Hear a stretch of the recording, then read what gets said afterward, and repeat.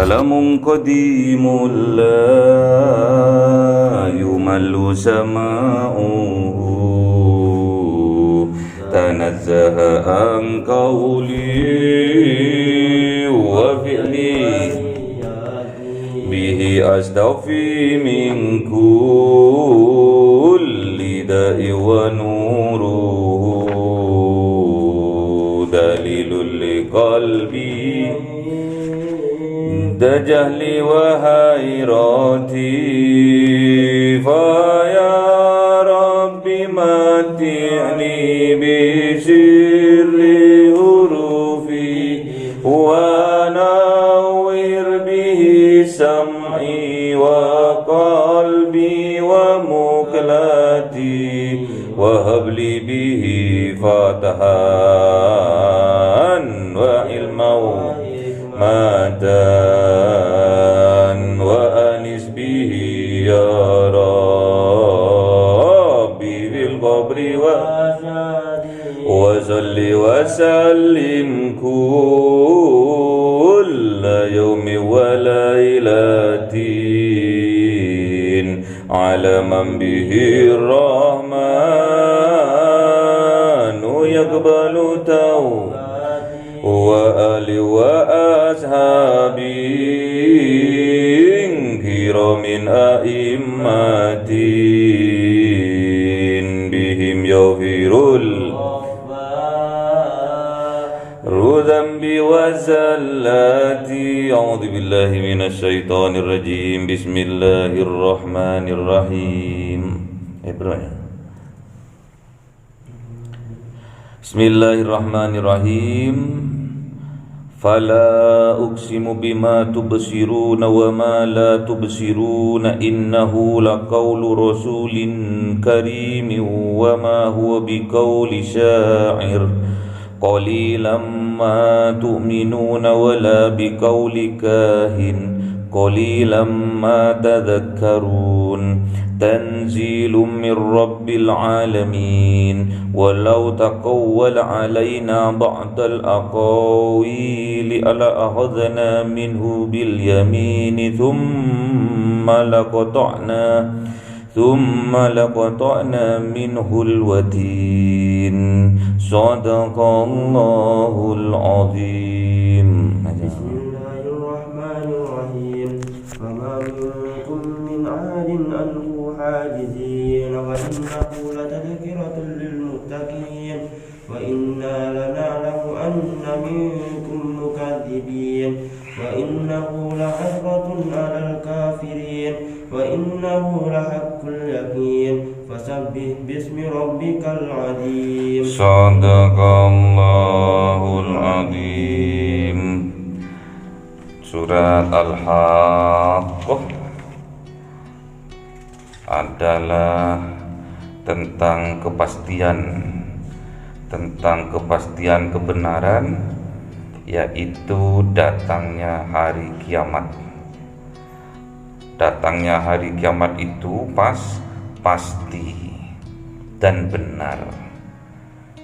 Kiamat dibagi dua, ada kiamat kubro, juga ada kiamat sugro. Yang perlu kita persiapkan adalah kiamat sugro, yaitu menunggu hari kematian kita. Sebelum datang hari kematian kita harus persiapkan amal-amal terbaik kita kepada Allah Subhanahu wa ta'ala. Besok di yaumil kiamah kita akan dibalas dengan balasan yang sempurna. Kalau amal ibadah kita banyak, amal baik kita banyak, maka akan sempurna juga balasannya, yaitu dimasukkan ke dalam surga. Namun apabila perbuatan kita banyak buruknya, besok akan dibalas juga kesempurnaan buruknya dengan dimasukkan ke dalam neraka. Di surat Al-Haqqah ini dicontohkan banyak kaum-kaum terdahulu yang mendustakan akan datangnya kepastian kebenaran hari kiamat. Dicontohkan ada kaum Tsamud, kaumnya Nabi Saleh, ada kaum Ad, kaumnya Nabi Hud, ada juga Fir'aun, ada juga wal mu'tafikat yang dijungkir balikan itu karena dosa-dosa mereka bil khoti'ah, yaitu kaumnya Nabi Lut. Ada juga yang diselamatkan dari banjir, yaitu kaumnya Nabi Nuh alaihi salam. Dari kisah-kisah itu kita harus ambil pelajaran agar kita selalu meningkatkan iman dan takwa kita kepada Allah Subhanahu wa taala dengan meyakini kepastian kebenaran datangnya hari kiamat. Jadi besok di yaumil kiamah ada dua golongan, ada golongan kanan, ada golongan kiri. Besok golongan kanan akan menerima amal-amal kitab-kitab amal perbuatannya dengan menerima dengan tangan kanan. Itulah yang akan dimasukkan ke dalam surga.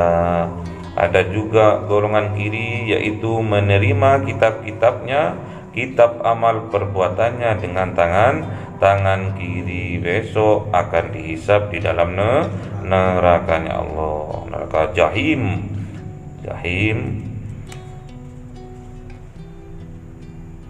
neraka jahim. Disebabkan apa orang itu dimasukkan ke neraka jahim? Karena tidak percaya kepada Allah dan hari kiamat, tidak percaya kepada utusannya Allah, para nabi, para rasul yang membawa kitab-kitabnya Allah. Tidak percaya. Terus innahu kana la yu'minu billahil azim, ayat ke-33. Innahu kana la yu'minu billahil azim, sesungguhnya orang-orang itu tidak percaya kepada Allah yang maha besar. Makanya dimasukkan ke dalam neraka jahim. Wala yakhuddu ala ta'amil miskin, orang-orang itu, orang yang kaya raya itu dimasukkan ke neraka jahim karena tidak memberi makan orang yang miskin. Jadi tidak pernah infak sedekah.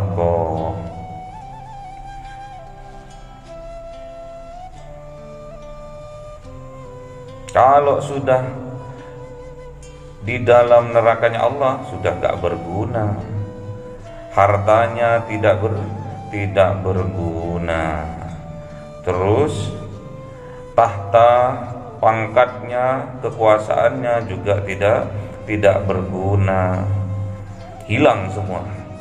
Allah tidak melihat itu. Fala uqsimu bima tubsirun, fala uqsimu bima tubsirun, maka Allah itu bersumpah. Fala uqsimu, sumpah kosam, bima tubsirun, dengan apa yang kalian semua lihat, wa ma la tubsirun, dan juga apa yang kalian tidak lihat. Allah bersumpah, innahu laqaulu rasulin karim, sesungguhnya Al-Quran itu laqaul, sungguh-sungguh perkataan, sungguh-sungguh kaul, sungguh-sungguh wahyu yang diberikan oleh Allah kepada siapa? Rasulin karim, kepada Rasul yang mulia. Wa ma huwa biqauli sa'ir, dan tidaklah Kanjeng Nabi Muhammad itu biqauli sa'ir, dia berkata seperti perkataannya orang penyair. Karena apa? Karena Al-Quran bukan syair. Qalilan ma tu'minun, namun apa yang terjadi? Qalilan, sangat-sangat sedikit, ma tu'minun, apa yang mereka percayai. Tidak beriman terhadap apa yang disampaikan oleh Kanjeng Nabi Muhammad. Wala biqauli kahin, dan bukan pula apa-apa yang dikatakan, apa-apa yang diucapkan oleh Kanjeng Nabi Muhammad itu adalah kahin, mantra-mantra, perdukunan. Jadi Kanjeng Nabi Muhammad itu bukan seorang dukun, bukan seorang paranormal, bukan sebagai orang pinter, bukan. Tapi wahyu yang dikatakan itu. Namun qalilam ma tadzakkarun, sangat-sangat sedikit apa-apa yang terjadi itu, yang disampaikan itu dijadikan tadzakkarun, sebagai peringatan. Padahal Al-Quran itu tanzilum mir rabbil alamin, telah diturunkan oleh siapa? Oleh Rabbil alamin, yaitu Allah Subhanahu wa ta'ala. Jadi banyak orang-orang terdahulu sampai sekarang pun banyak yang tidak mempercayai terhadap Al-Quran sebagai wahyu dari Allah, sebagai petunjuk, sebagai nur, sebagai hudan. Banyak yang tidak mempercayainya. Kebanyakan percaya sama dukun-dukun, percaya sama paranormal, percaya sama orang-orang pinter yang katanya lebih tahu, lebih paham daripada Al-Quran itu sendiri. Walau taqawwal alaina ba'dal aqawil, seandainya Kanjeng Nabi Muhammad itu berkata dengan perkataan yang mengada-ngada di atas namakan Allah, misalkan la akhadna minhu bil yamin, maka akan dihukum minhu darinya bil yamin, tangan kanannya. Maksudnya akan ditegur. Tsumma laqata'na minhul watin, dan kemudian kami qata'na, kami sungguh-sungguh memotongnya, minhu dari Kanjeng Nabi Muhammad, al-watin, pembuluh jantungnya. Kalau sampai Kanjeng Nabi Muhammad itu mengada-ngada mengatasnamakan Allah, maka akan diputus oleh Allah pembuluh jantungnya. Fama minkum min ahadin anhu hajirin, maka tidak ada di antara kalian min ahadin, dari kalian satupun, anhu, dapat menghalangi, hajirin, menghalangi, anhu, hajirin, dapat menghalangi azabnya Allah yang akan ditimpakan kepada Kanjeng Nabi Muhammad kalau Kanjeng Nabi Muhammad mengada-ngada perkataannya itu. Wa innahu latadzkiratul lil muttaqin, dan sesungguhnya Al-Quran itu latadzkiratul lil muttaqin, adalah pengingat, petunjuk bagi orang yang bertakwa, yang yakin akan jadi petunjuk. Wa inna lana'lamu anna minkum, dan sesungguhnya Allah Ta'ala mengetahui, anna minkum, sesungguhnya di antara kalian itu, mukadzibin, ada yang berdusta, tidak percaya terhadap Al-Quran. Walaupun orang itu muslim sekalipun, namun tidak percaya. Wa innahu lahasratun alal kafirin, dan sesungguhnya Al-Quran itu lahasratun, menjadi penyesalan, alal kafirin, bagi orang-orang yang kafir. Besok di yaumil kiamah, orang-orang kafir itu akan menyesal karena tidak percaya terhadap Al-Quran. Seandainya percaya, seandainya saya mengikuti tuntunan Al-Quran, seandainya saya mengaji, seandainya saya pahami Al-Quran, seandainya saya mengikuti petunjuk dari Al-Quran. Cuma seandainya, gak bisa, udah dibalikan lagi ke dunia, sudah tidak bisa. Wa innahul haqqul yakin, dan sesungguhnya Al-Quran itu adalah hak bagi orang-orang yang yakin. Jadi petunjuk, tenang hidupnya kalau Al-Quran itu dijadikan petunjuk, jadikan imam dalam kehidupannya. Apa-apa mau berbuat apapun dijadikan imam, dijadikan petunjuk. Kata imamnya suruh belok kanan, belok kanan. Kata imamnya suruh belok kiri, belok kiri. Kata imamnya suruh lurus, lurus. Suruh berhenti, berhenti. Itulah Al-Quran. Besok akan ditanya, man imamukah? Tatkala masuk di kuburan, di liang lahat, akan ditanya oleh malaikat Munkar Nakir, man imamukah? Siapa imammu? Harus kita bisa menjawab, karena sudah jadi kelakuan kita, sudah kita menjadi imam kita Al-Quran. Harus kita bisa menjawab, Al-Quranu imami, Al-Quran adalah imamku. Harus bisa gitu. Yang bisa jawab itu karena sudah kelakuannya selalu mengikuti tuntunan dari Al-Quran. Fasabbih bismi rabbikal azim, maka bertasbihlah dengan menyebut nama Tuhanmu ya Muhammad, Al-Azim, yang maha agung. Fasabbih, maka sucikan jiwamu dari mensyirikan, dari mensekutukan Allah dengan makhluknya. Maksudnya fasabbih itu mensucikan jiwa kita, menyamakan Allah dengan makhluknya, kesirikan. Harus kita sucikan jiwa kita dari kesirikan. Dengan cara apa? Bismi rabbikal azim, dengan menyebut nama Allah yang maha agung. Jadi harus sering-sering kita berzikir, memperbanyak zikir kepada Allah dengan cara menyebut nama Allah dan nama Rasulullah.